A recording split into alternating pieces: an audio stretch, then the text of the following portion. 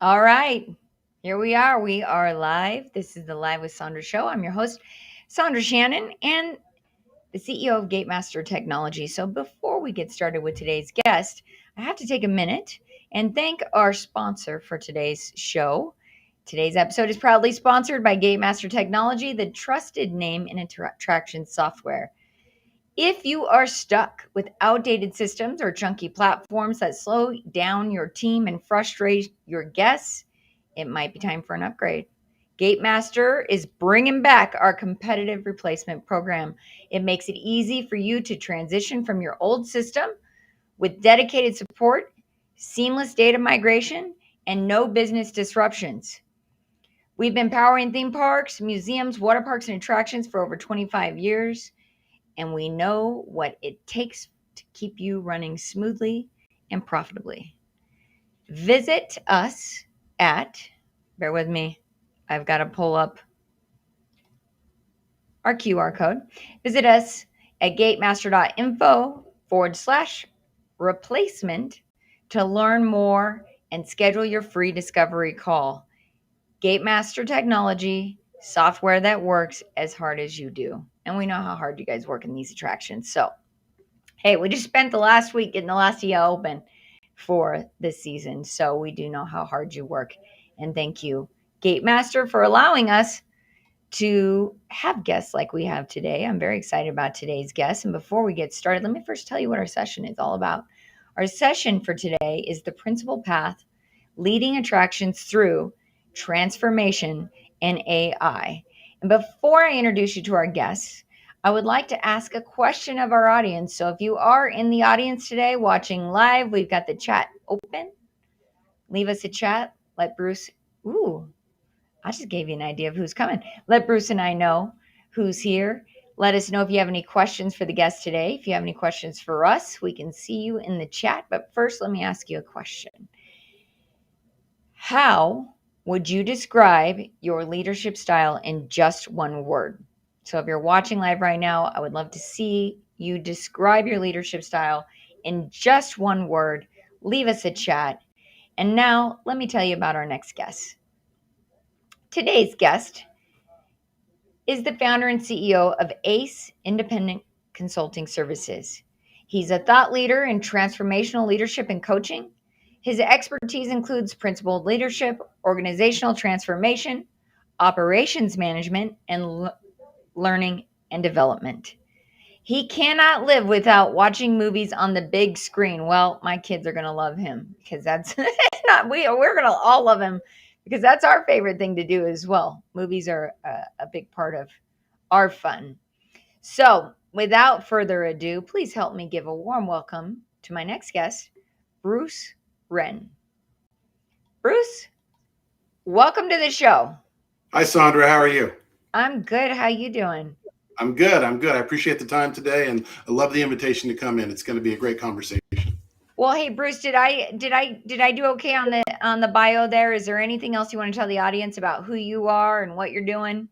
No, you did perfect. Ultimately, I worked a lot in coaching when I was coming up through high school and college, working with kids part-time, and subsequently have developed a coaching system and worked in learning and development for a number of years, most notably with Regal Entertainment Group, the largest theater company in the world. Oh yeah, So that explains the movie watching movies on the big screen. yeah. So actually, are you familiar with Alamo Drafthouse? Oh, absolutely. Yeah, I know the Yeah. ownership and everything. Yes. Yeah, so we've been members because they've done the season passes. We've been members for years, as long as they've offered the season pass, like early adopters of the season pass membership, because we're also a big movie family, and I love that. And I love the season pass.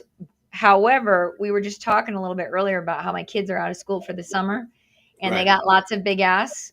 That includes lots of movie nights because they don't have school. So they're like, we can go to the 10 o'clock movie tonight. I'm like, yes, but I still have to work in the morning, guys. But let's Yes. do this. What's that?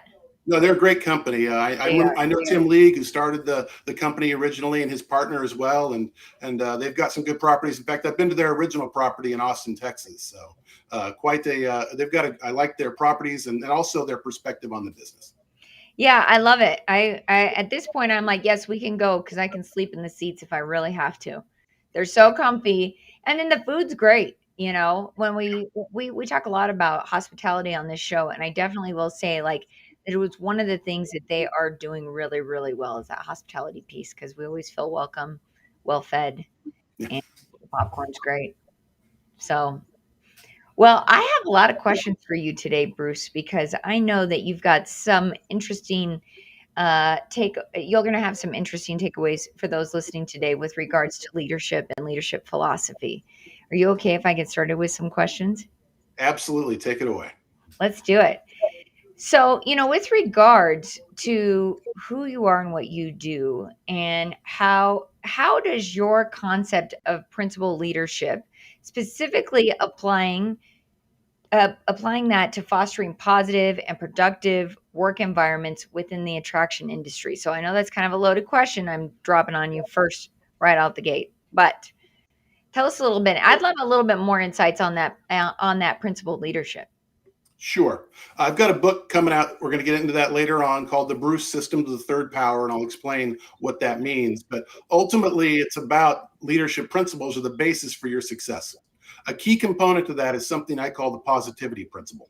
That's in the vision you convey to your people and you try and stay positive. And that's particularly important during challenging times. I don't know, in general, right now, we live in divided times and not everybody will agree on everything that happens outside the workplace, but we have to achieve collectively within the workplace. So it's really important to stay positive and communicate with clarity. And that's a key principle as a foundational one for you to become a principled leader, if that makes sense. So that's Yeah. really Yeah, that's really cool. So, communicating with clarity is a huge one for me in terms of my own leadership style, but also something that I appreciate.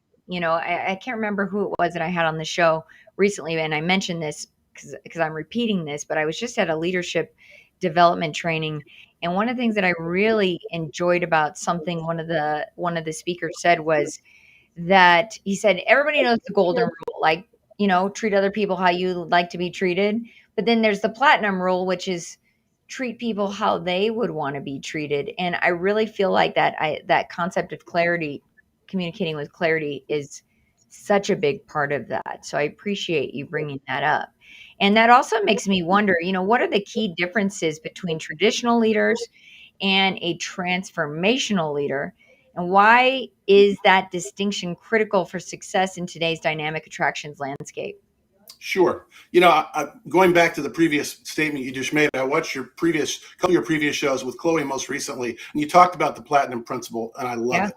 That our system's based upon that same thing is to give people what they want in order for them to succeed. And really, leadership perspectives are all about that. So, to answer the question you just posed, the traditional leadership is all about having the ability to bring people together and have them work collectively to achieve shared objectives. But transformational leadership is about more. It's about setting a foundation first, which is the principles, and then ultimately having the ability to take it to the next level, which is the transformational portion. And we'll talk more about my perspective on that in a minute, but it's a superpower. So to equate it to an American company, think of Steve Jobs at Apple, for example. Now, I'm not necessarily endorsing all of his leadership techniques, but I am telling you that he clearly had a transformational impact on that business. He was a disruptor. You find this in athletics too sometimes. John Wooden at UCLA, the basketball coach, or Nick Saban when he was at Alabama, if you're a football fan, that all of these folks became transformational because of the way they approached the job. But it required a foundation first, the principles, in order to be successful. Does that make sense?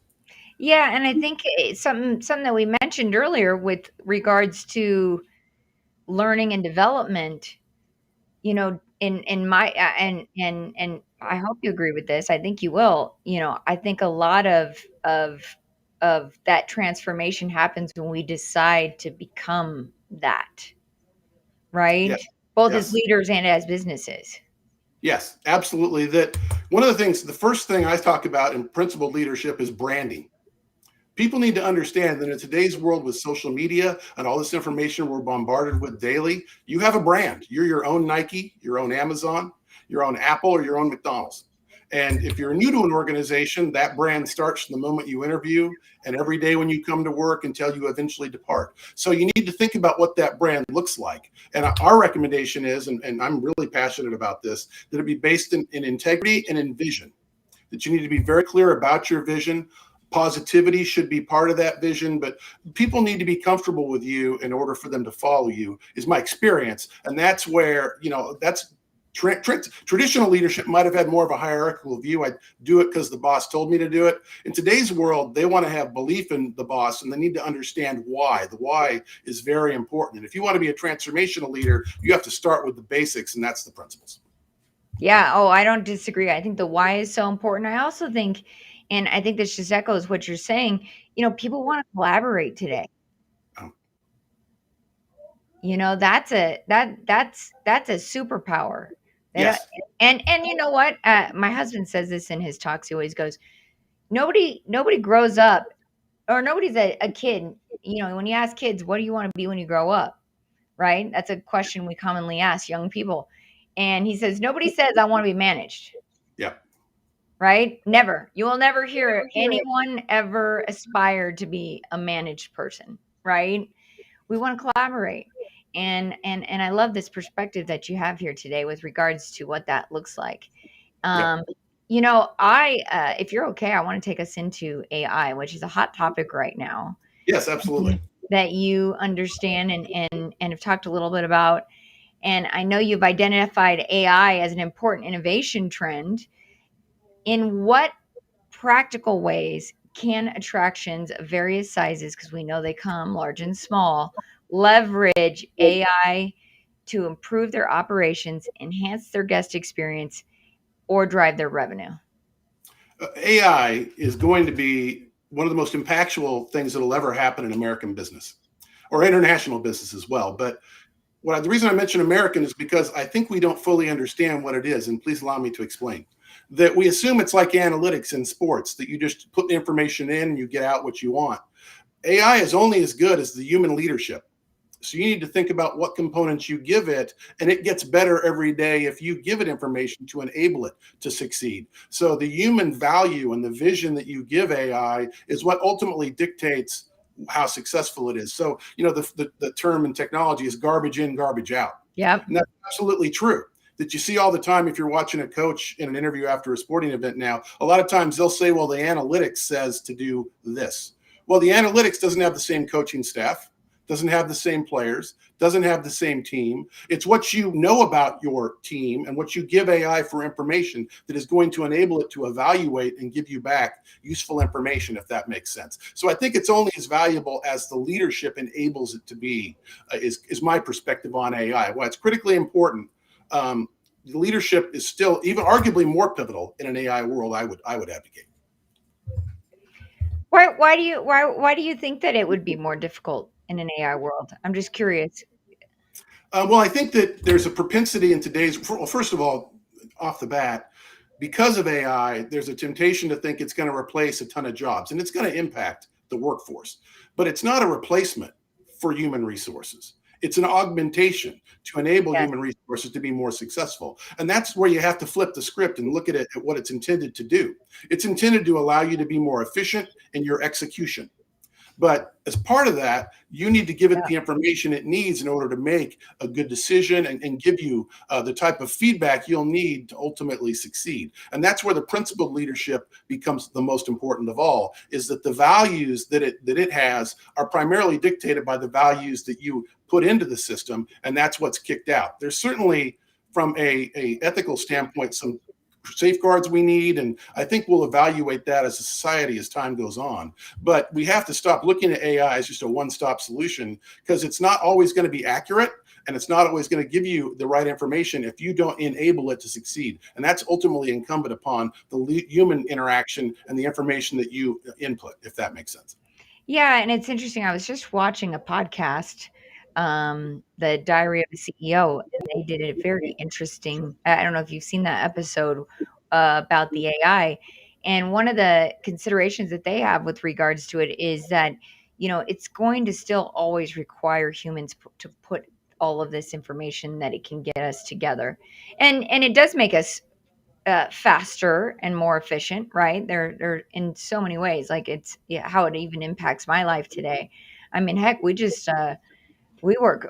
working with business valuations and what we used to need for our coaching business, where we used to need uh, brokers weeks and weeks to do, we can do in minutes, Yeah.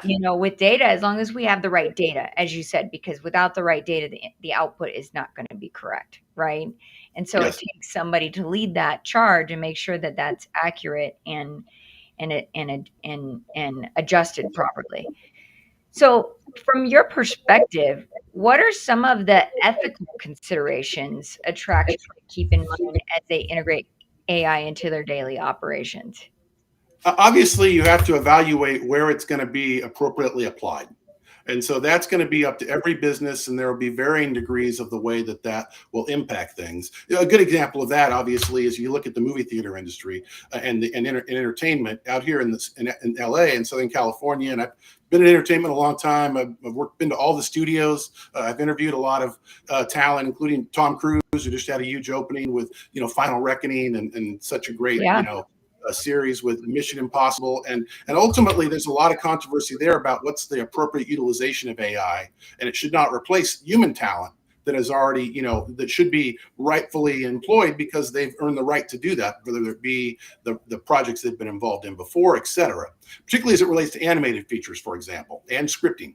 So that's an area where clearly it's going to have a huge impact. But there's other implications on the societal side. How much of authority do you give AI? As I alluded to a little bit a few minutes ago, that in a world in which there's massive innovation at a rapid base, you need leadership more than ever that's values are driven in terms of the way that technology is utilized in order to maximize the productivity that is garnered from that, is my perspective on it. And there's lots of examples of it, but it's not a replacement for the human capability. It's an augmentation to enable humans to be more efficient and more successful, properly utilized. Yeah, I think it's interesting too in this space, especially with what we do at Gatemaster, working with the ticketing and the buyer's journey.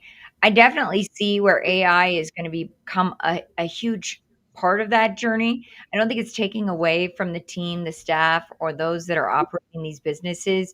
I think it's buying them time back for Yes. the real meaningful connections that they need to have with each other and with their guests, right? I think that ultimately that's the first wave that I see. But then also, I think so my kids are all in theater. All three of them, they're like, we're going to be actors. Yeah. And I know that's highly competitive, and I've tried to I'm trying to be a very supportive parent. Sure. And everybody wants their kids to go be doctors and stuff. Mine are like all three of them. We're gonna be actors, right? And that would be really cool for them, and I really want that for them. But what I'm finding to be really interesting about this journey that they're on is I think people are going to be looking for real human experiences. Yes. You're saying in the movies, the ethical part of that. In theaters are growing in popularity again, I think because it's a human experience. Only humans can create those live theater experiences. I think it's going to be very interesting to see how it goes. I mean, I will say I have had people on my team that refuse to use AI, and they're the slowest ones, Yeah. and it's not good for them, right? We've had to convince them. I mean, we did have a writer. We had somebody on the team who was a writer with a degree, and he just refused to use the AI, Right. and he was so much slower than everybody else, right? Yeah. We finally had to tell him, like, hey, dude, this isn't. We're not professors. We need you to speed. Execution is important. Money loves speed, right? Yeah. I'm sure you can agree with me on that. So it's very interesting to see all the places that it's going to be hitting our businesses and our these different institutions and how it's going to be used. But I also think it's going to bring back some of the really great things that humans can do, like sports, live acting. Yeah, let's go back 20 years. You might remember there was a lot of discussion in the human resources side about the utilization of emotional intelligence and managing emotional intelligence with humans. I think this situation is actually quite similar. That I can remember when I went to Fuqua School of Business at Duke and talking about how do you properly leverage human emotion to your benefit as a leader, particularly in higher levels of authority, and what's ethically responsible. Well, fundamentally, that's no different than where we're at with AI now. It's about how to properly utilize this as a tool. So I guess my perspective would be it's not something to be scared of, something to learn about and make sure you stay up to speed with it so you can properly leverage it. And if we do that, it's got an enormous capacity to be of huge benefit to us. And I think that it will. There's certainly some lines we need to be careful don't get crossed. And I hope that we can make those decisions astutely. But certainly, as far as it relates to utilizing AI as an efficiency mechanism and the ability to maximize performance, it's absolutely a no-brainer in my estimation. Yeah. Hey, it makes me faster at what I do. I talk about all the time, I'm dyslexic. And, dyslexics have, we at least the type of dyslexia that I have, it can, I can see a word and it's the wrong word and it still looks like the right word to me because of the way the hand-eye coordination and how we index information. So it's interesting because the AI catches it, and Mhm. it's just in some ways I feel like the person that I always wanted to be with regards to that is now possible because I have this assistant that can help me Yeah. and doesn't just make fun of me for mixing up words, or you know what I mean? Like it's very interesting to me. I always tell my husband, my husband used to be like my editor because he's a writer. He's published several books, Okay. and he used to edit a lot of my work, and he would tease me because some things were just obvious and I didn't see them. And it's so funny. He goes, since you've been using AI, you don't need me anymore. Well, I need you for other things, but it's definitely it can make you as a leader a force, and hopefully a force for good, like you're saying. We Yeah. use it to our advantage to do the things that are meaningful and impactful and change things. And speaking of books and systems, can I ask you a little bit about the Bruce system and development? Absolutely. I would love it if you would elaborate on the core principles of the Bruce system and how attraction and attraction industry leaders can utilize it or cultivate stronger teams and achieve organizational transformation, as you talked about. Yeah, I've always been fascinated with leadership, and I like to research it and see its application, whether it be in business, sometimes in politics, oftentimes in athletics, because it's easy to identify success because there's a scoreboard. And ultimately, as I began to move my career through my career path, studying, John Maxwell has a big influence on me. Oh, nice. I've been to special events that he's invited me to with other VIPs to be there, as well as Disney leadership background and just researching companies like Nordstrom, Apple, Starbucks, all these various entities.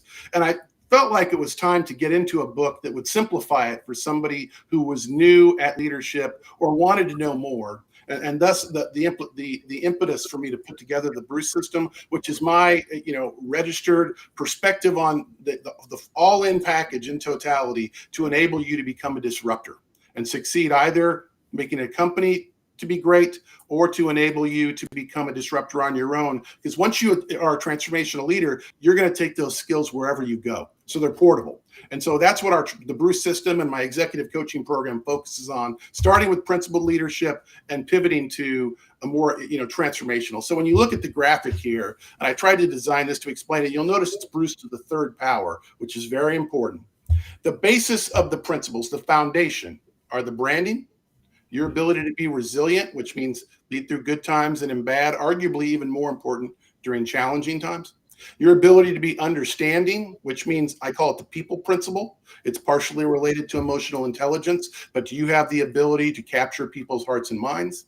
And then communication, which sometimes also means listening. We have a little bit of a delay on the broadcast here, so there'll be a little bit of a pause for me to listen and make sure I get the message clearly so I can come back with a proper message. And so that's part of communication as well. That's your basis. Once you get that, it's E to the third power. And that's where you really multiply your leadership capabilities and become transformational. The first four steps are principled. The last three are the ability to become transformational. So that's execution, which is acting at the right time, proper strategic planning, having patience to not act when it's not time yet, engagement, getting your people on the same page and making them feel valued, which is extremely important, and capturing their hearts and minds. And then the final step is empowerment. And that's when you really see the multiplication of leadership. And that's the superpower where all the three E's are engaged. And that enables you to become a disruptor or a transformational leader, which I would call it in terms of most industries is the focus, if that makes sense. Yeah, I love this. And I'm curious, what inspired you to write the Bruce system and what, because this is very creative here. And I see the Bruce part in this, which is awesome. Yeah. And also, I have to say, I'm a big fan of John Maxwell. I could not Yeah. Me too. I could not let us just mention him without giving him props. I've actually also trained with him and heard him speak many times. Yeah. And if anybody out there is listening, I'm a big fan. What is it? 21 Irrefutable Laws of Leadership. Yep. Fantastic book. But going back to your book, I would love to know, what inspired you to write this.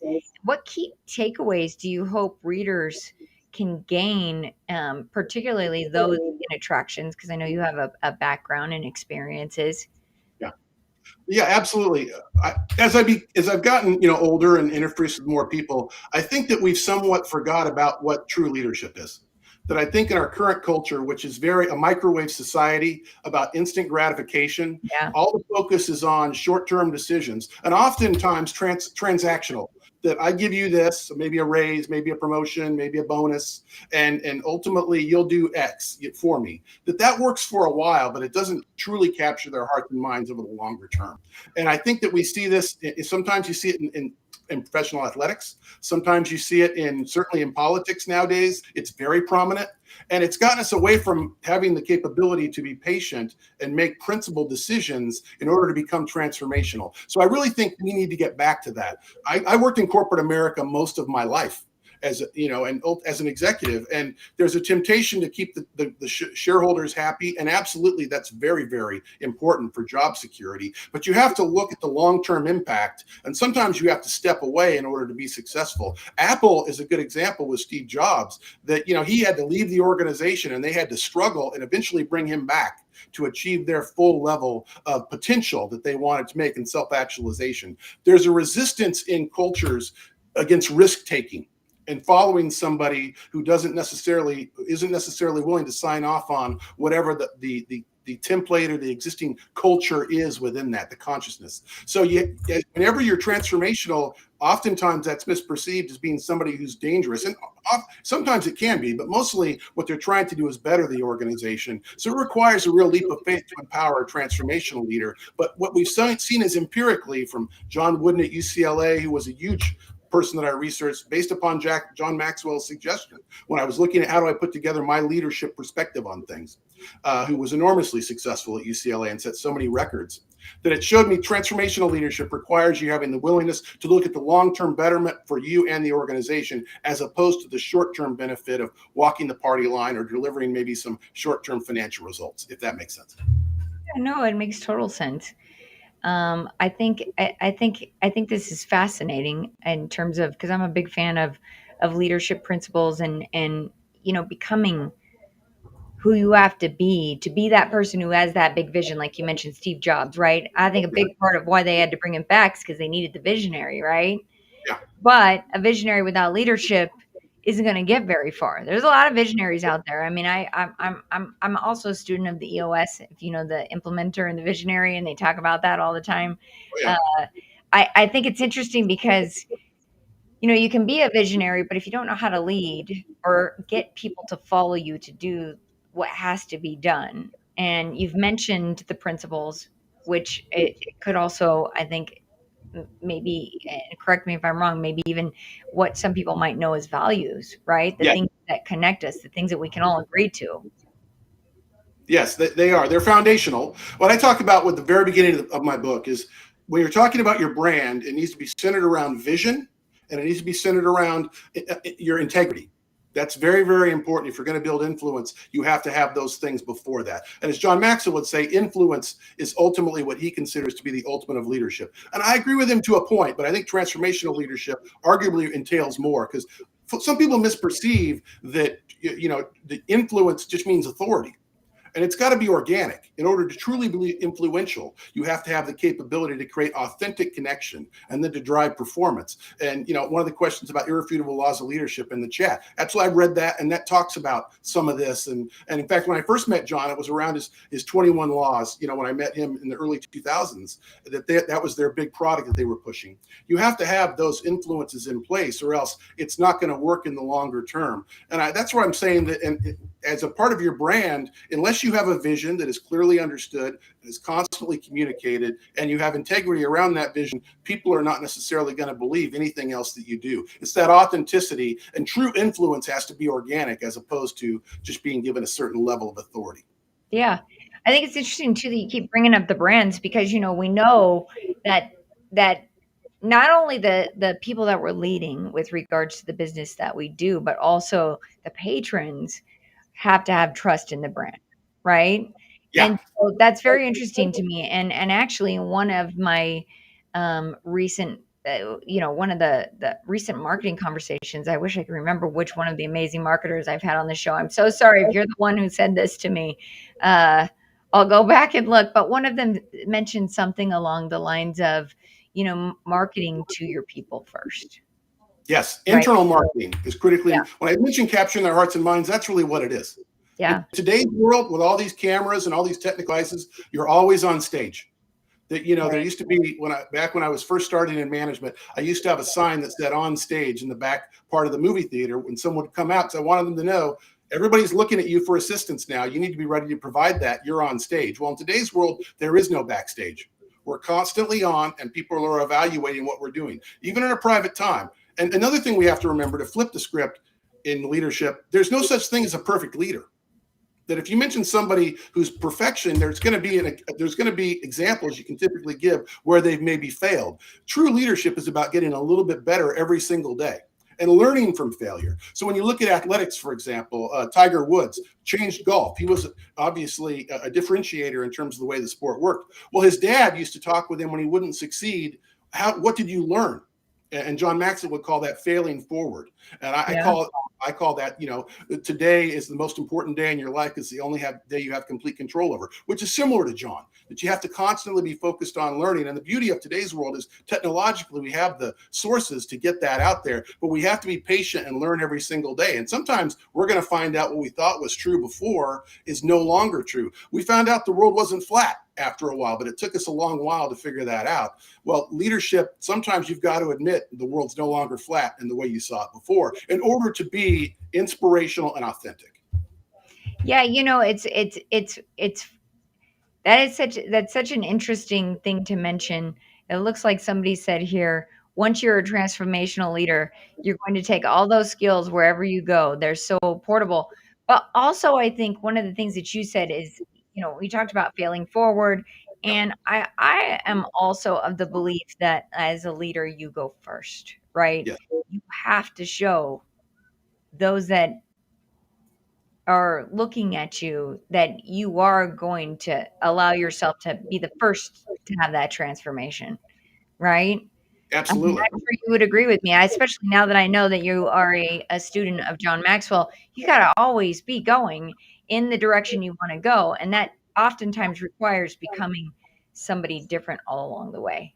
Yeah, And I the love leader's got to that. be out front. Absolutely. I'm sorry to interrupt. Has to be out front. And one of the things that John talks about that I think is so important is they don't care how much you know until they know how much you care, which Right. is absolutely true in order to create that connection and that authenticity that is often forgotten in terms of to stockholders or whatever else. They're going to look at a spreadsheet or a bottom line on a profit and loss statement. And certainly that's important to evaluate success. But you've got to be able to inculcate your values and take the time to be patient to learn what you need in order to succeed. There's a ton of businesses which were considered to be unsuccessful or failing. Apple certainly one while Jobs was there first as a leader, that eventually achieved ultimate success and learning through all of that. Amazon, was originally a website to buy books, and obviously it became something entirely different.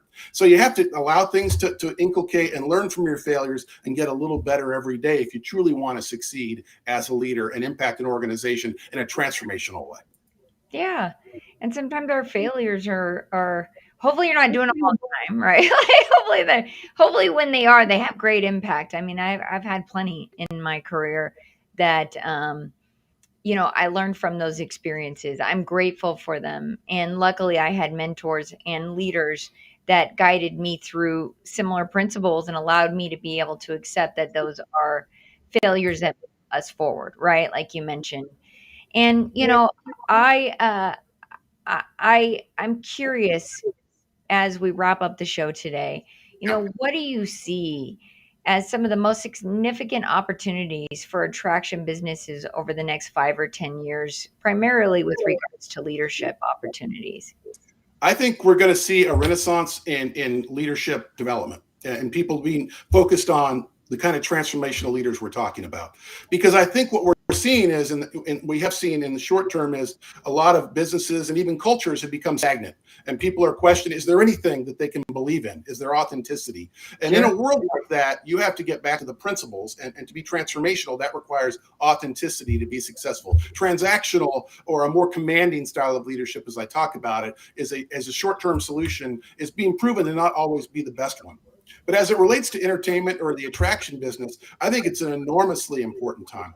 Coming out of COVID with streaming and everything becoming so prevalent, people have the ability to watch entertainment at home. But when you go to see a movie on the big screen, and the most recent example, obviously Mission Impossible, and in conjunction with Lilo and Stitch setting a record for the biggest Memorial Day ever this weekend, that Wow. shows you the various types of product you have on screen are important, and it has to appeal to people. So they'll have to continue to evolve over time, and they will. But I think you're seeing a pivot back from being heavily streaming oriented back to the big screen where it's an appropriate attraction and towards certain tentpole type of pictures. But you're starting to see that break through now. I think that trend will continue. Most recently at CinemaCon in Las Vegas, the big movie theater industry. In fact, if you watch the show The Studio that's currently on streaming right now, the Seth Rogen show, which I thought was fantastic because it's really made by cinephiles and for cinephiles.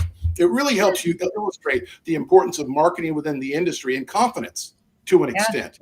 It's going to be critically important. I do think that it's going to be challenging as there's other entertainment competition more than ever in that space. But the replacement for seeing a movie on the big screen is not going to be there. It's just not the same, regardless how big of a TV you can buy at Costco or Sam's Club, wherever you go. It's still not going to be a replacement for the communal experience of going into that Yes. entertainment experience. And that's something that you can't replace because it's partially about that. And that's where I think they've got enormous opportunity if they can stay focused and make astute decisions and not simply have to put out something, periodically that might not be the highest quality of product. Because in entertainment, what's been eternally true is that people will pay extra for a great entertainment value, whether it be the seating or whatever else. But the picture on the screen is critically important to keep people coming back. And that's where I have enormous confidence in the entertainment industry, and specifically the American entertainment industry. That even though entertainment is more international than ever before, in America, entertainment has always been one of our most popular products, other than agriculture. That even during down economic Yes. time, it's been able to thrive. So you have to make astute decisions. And where that comes in, if you flip the script and look at maybe technology, in the early 2000s, Nokia looked at what Apple was doing with cell phones and thought it was just going to be kind of a novelty and only serious techies were going to be buying it, the same people who bought maybe iPods at that time or whatever else. And their internal financials said it would only get 4 to 5% of the market. Well, obviously, they underestimated what Apple could do. When they came in, they blew them away because they were selling the same product. And now Apple, particularly in the States, but internationally, has become pretty much homogenous. So that's where, you've got to have the capability to react where there's a serious threat and make astute decisions. And that requires transformational leaders making decisions with risk that sometimes will get resistance within corporate cultures that are established and are risk resistant, if that makes sense. Yeah, that's great. This is great. Well, before I let you go, what advice would you give emerging leaders? I mean, you've given a lot of advice here in the attraction industries as they prepare for these challenges and opportunities ahead. Two things. First of all, you have to be patient. Rome wasn't built in a day. Sometimes you're going to have some failures that you want to learn from and fail forward.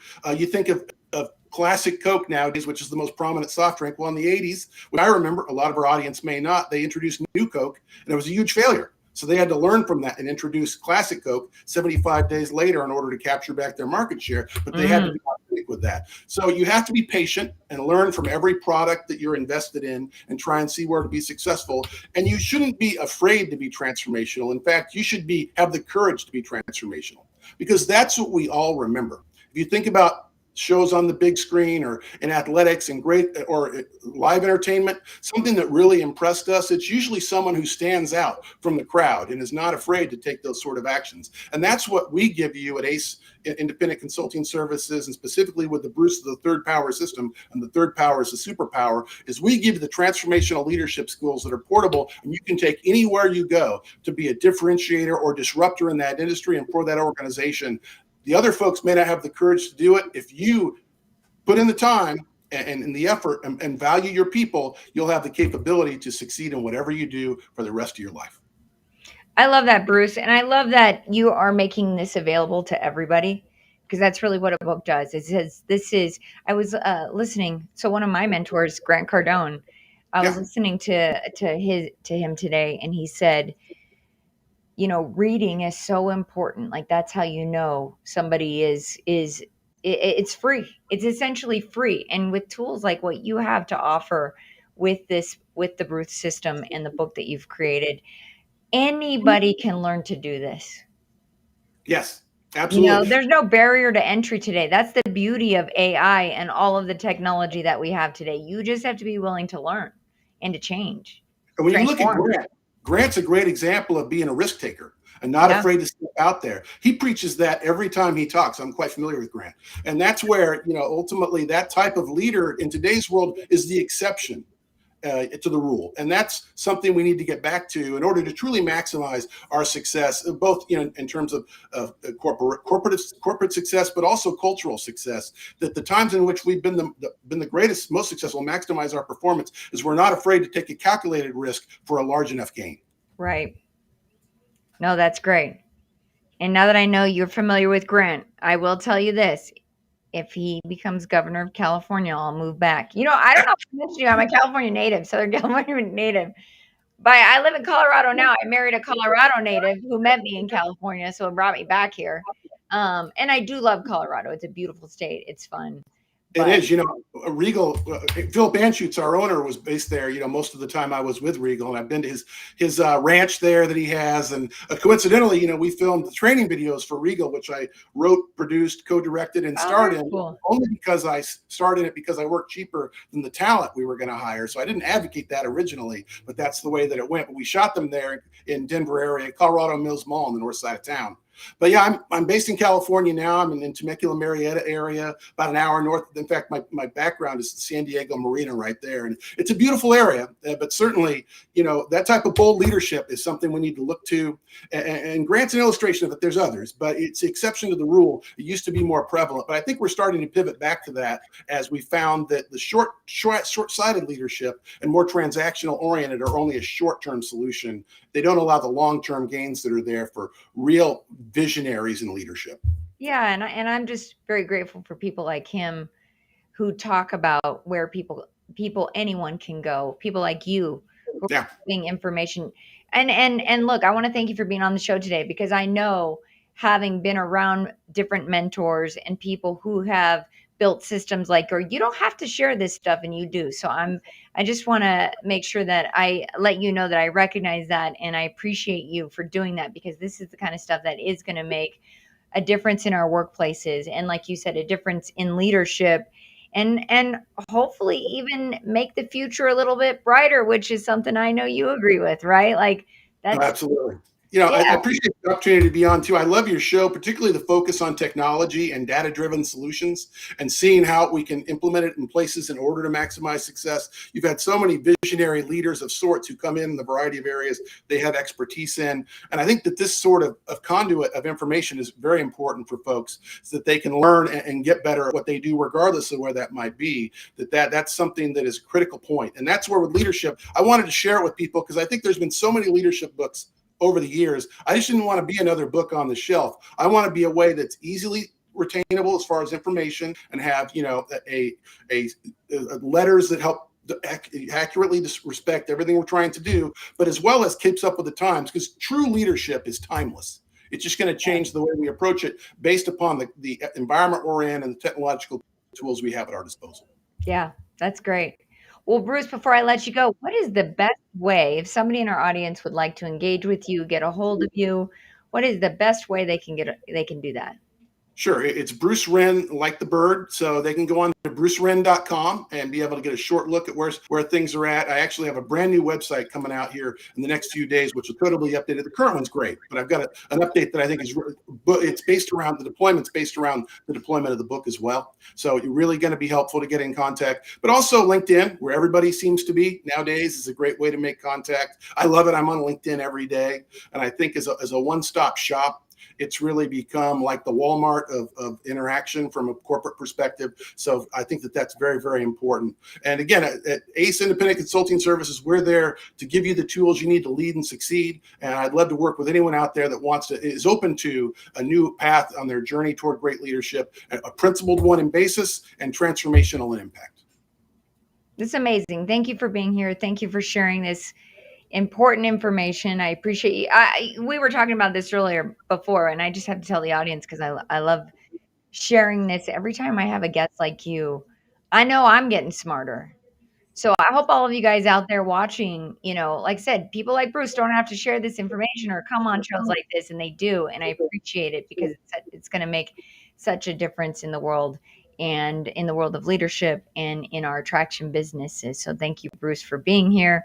We have that QR code up right now. If you guys have seen that, make sure to scan that so you know how to get a hold of Bruce. That'll take you right to his website. And Bruce, I will see you soon, maybe sometime in San Diego when I'm down visiting. Sounds terrific. Thanks, Sondra. I really appreciate the opportunity to be on. Hey, thank you, Bruce. I appreciate you being here.